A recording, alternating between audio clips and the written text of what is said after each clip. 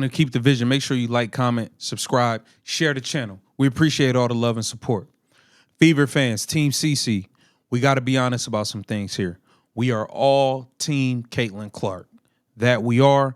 I believe Caitlin Clark is the greatest. She's the best thing since pants with pockets. She's the best thing since sliced bread. Caitlin Clark has not played well the last 2 games.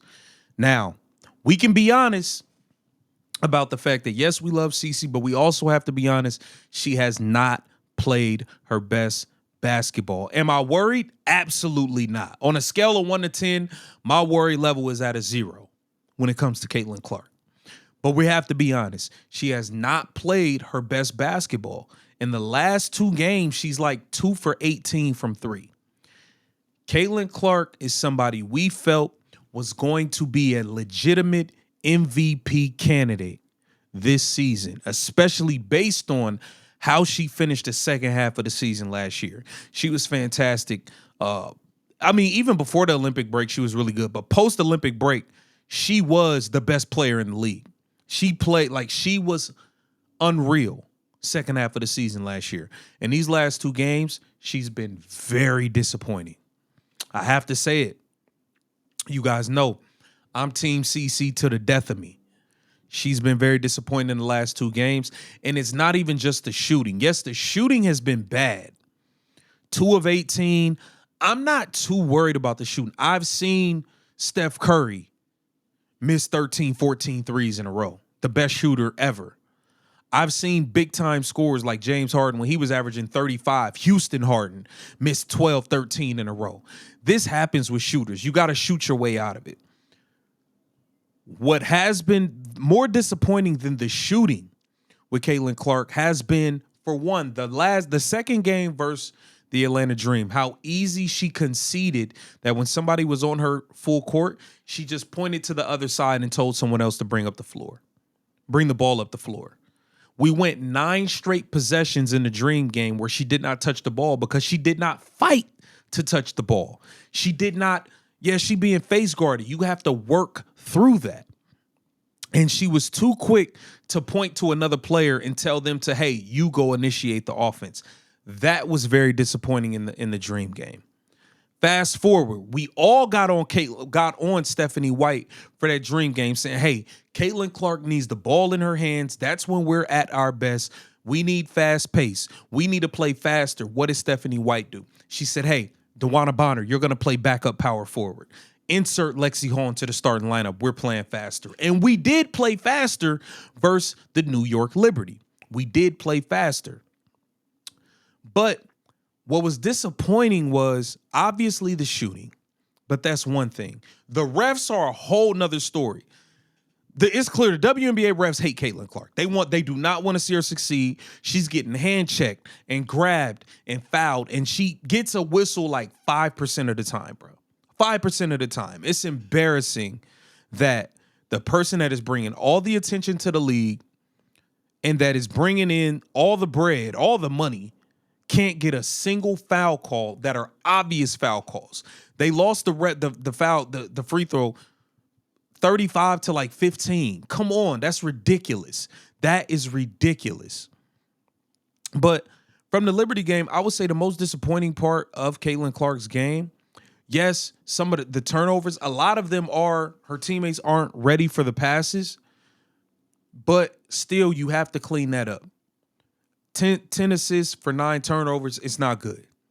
It's not good. But I will, at the end of the day, we had a chance to win the game with her having those turnovers. So yes, the turnovers are disappointing, but the most disappointing thing for me with Caitlin Clark in this game, the most disappointing thing for me with Caitlin Clark in this game was I felt like she settled too much. She got a switch late in the game.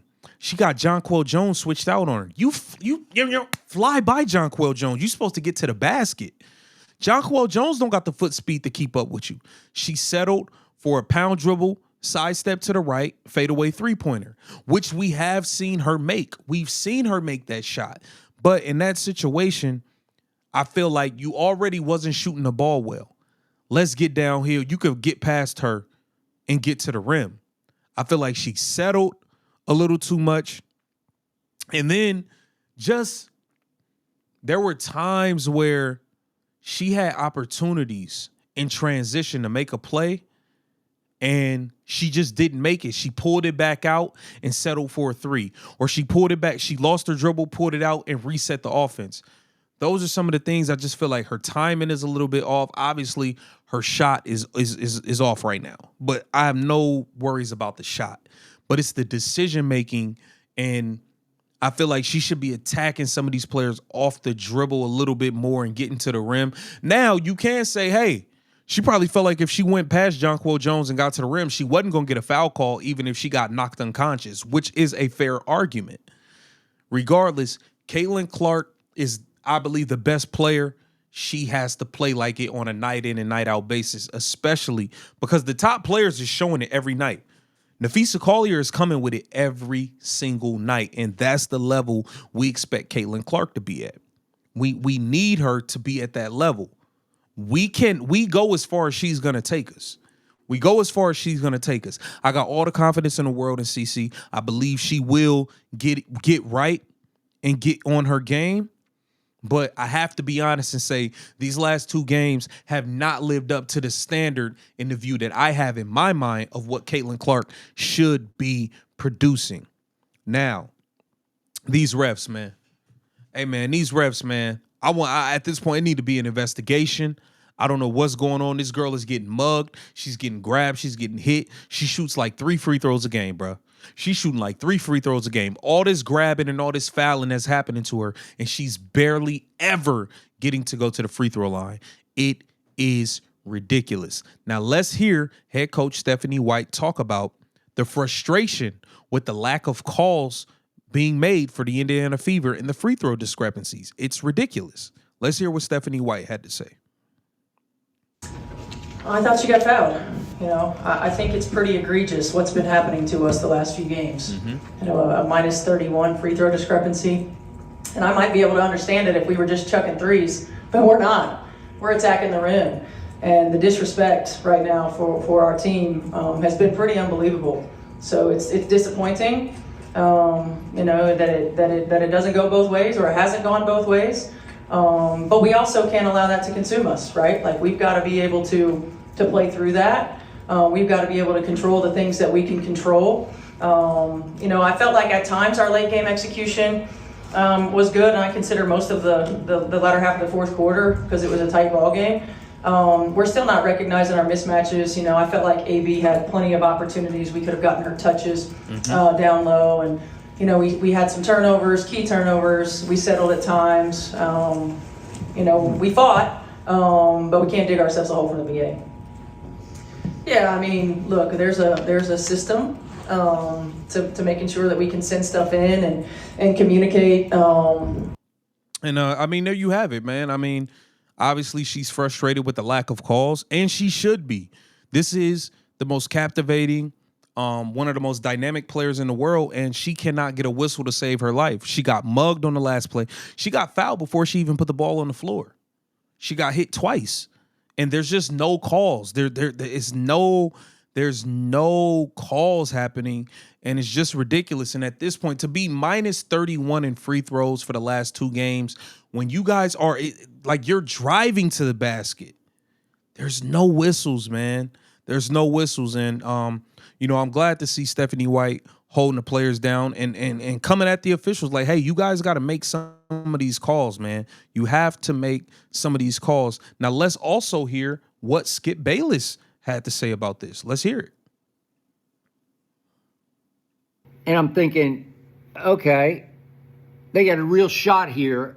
And then they didn't have a shot because of 3 straight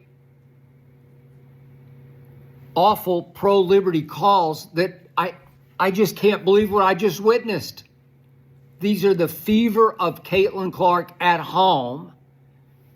And she made another one of her wizard passes, kind of a cross-lane bounce pass. I didn't see anything there. And all of a sudden, Bonner's got the ball in her hands, kind of point blank. And I'm like, I didn't know she was there. I didn't know she was open.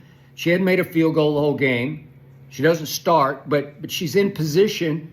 and it looked like she just got hacked, smashed. Yeah. She got mugged. Ridiculous pass. And not shocking, she stepped right up there because she's got big floor, and then you could have called one in the shooting motion. I mean, this is Caitlin Clark. And then there's an arm foul. Mm-hmm. And neither one of these fouls were blatant sort of tackle fouls, grabs, hacks, but they were fouls nonetheless. And you could have called one on the floor, and you could have called one in the shooting motion. That's what I said. She got fouled before she even put the ball on the floor. I mean, this is Caitlin Clark. Yeah. You know, I said after her first game, triple-double, she was early. I mean, at the end of the day, Skip is right, bro. This is Caitlin Clark. And the fact that she gets no whistles, I mean, it's embarrassing. It's ridiculous. These refs need to be investigated, and we have to start. At the end of the day, the refs have to be held to a standard, and I want to know who's holding the refs accountable, who's making sure they're doing their jobs. I mean, it's egregious. It's ridiculous, man. So, you know, at the end of the day, I'm glad, you know, people are speaking out against this. I think it's nonsense, and hopefully it gets fixed, man. Hopefully it gets fixed because it looks bad. It looks really bad on the league. But at the end of the day, with or without the refs, I will say this. I'm a Clarkie. We were up 12. We let them go on like a 12-1 run. We should have won this game. Kelsey Mitchell missed a layup, a point-blank layup on a fast break by herself. Held it with one hand instead of just doing a fundamental layup. Smoked it. Aaliyah Boston missed a few layups down the stretch. Like, we had opportunities. Natasha Howard missed a layup down the stretch. We had opportunities to win this game with the refs screwing us over. And at the end of the day, I believe Caitlin Clark is the greatest in the world. She has to play like it, and she has not played like it the last 2 games. Put down in the comments what you think about Caitlin Clark's play the last 2 games. Put down in the comments what you think about these refs. Make sure you like, comment, subscribe, share the channel.